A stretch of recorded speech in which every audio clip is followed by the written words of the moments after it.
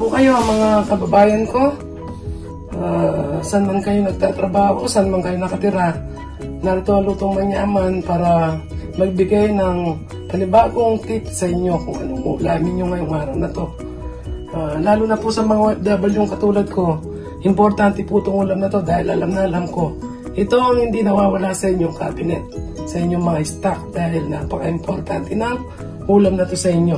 Ngayon, isi-share ko sa inyo, hindi ko alam kung marami nang nakaalam sa lutong ito. Pero natitiyak ko, ang alam nyo luto ito, gisa o kaya torta. May share po ako sa inyo, alam nyo na, kita yun ang pansaw ko, alam ko na, gets nyo na ngayon kung ano lulutuin ko. Nasubukan nyo na pong isigang ang mga sardinas, ito ligo o 555 man, o ito pong saba mackerel. Ipapakita ko sa inyo ngayon ang aking bagong recipe na napakasimple, napakadaling iluto. Wala kayong mamumroblema. Kung gusto nyo magsinigang, wala kayong isda, buksan nyo yung cabinet nyo. Kung may ligo kayo, makakatikim kayo ng mainit na sinigang. Ito na po, isisigang ko ang ating ligo. Kung anong gusto nyo dyan, pero para sa akin, ipapakita ko muna sa inyo itong ating ligo. Hindi na po kailangan na tayo magkamatis kasi may kamatis. Kaya po ilalagay ko muna ito sa palok natin para lumambot siya. Pag malambot na po siya, siyempre, pipigayin natin at siya ang ating panunuka sa ating pansigang.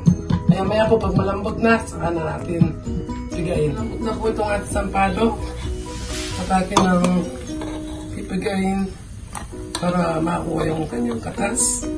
Pwede rin po kayong gumamit ng kahit anong panuka. Pwede rin yung sampalok na mixed powder. Kahit po mangga, pwede. Kung anong gusto nyo ilagay para may panuka kayo sa inyong sinigang. Ito na po ilalagay na natin ang ating ligo sardines.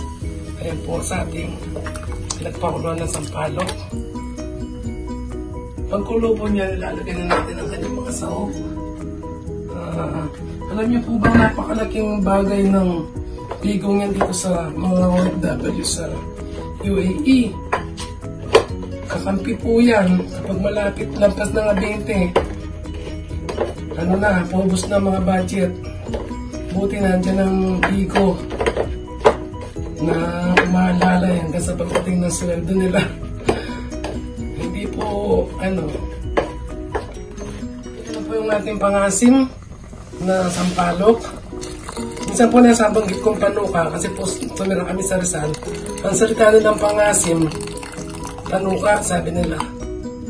Ayan po ang ating, baka maharong na naman po ako. Sabihin ninyo, ba't may suka? Ayan po ang ating pangasim, sampalok po siya. Ngayon, ilalagay na po natin ang ating sili. Ito po sili, tsaka okra. Ating pansahog. Lalagyan ko po siya ng fish nor cubes. Ito po ang ating fish nor cubes para lalo po sumarap ang ating ligo sinigang. Ito po ang ating asin. Kung kulang po tayo, magdadagdag na lang. Mas mayroon po sobra. Lalagyan ko na rin po yung ating kangkong. Napakadali po, napakasimple, napakagaan. Hindi ka na mapapagod. Kung may dilata, buksan mo, lagay mo sa kumukulong tubig, lagay mo panuka. Kung kahit anong gulay ang meron ka sa rep, pwede mong ipanuka sa inyong sinigang. Ayan po ang ating sinigang na ligo. Tignan po natin kung sakto siya sa asin, sa ating pangasim na sampalok at saka po sa halat.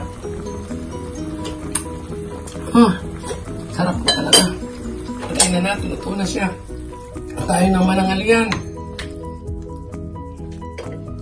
Kain na po tayo. Ito na ang ating sinigang na sardinas. Sa baon natin. Tama-tama po ito. Kain na tayo. Tignan natin siya.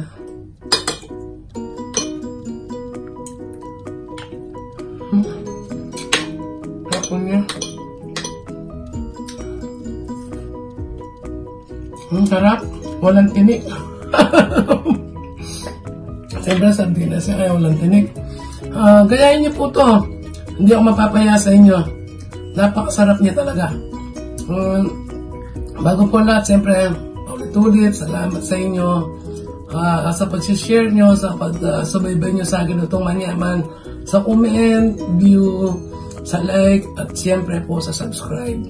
Thank you so much po. Have a good day. God bless.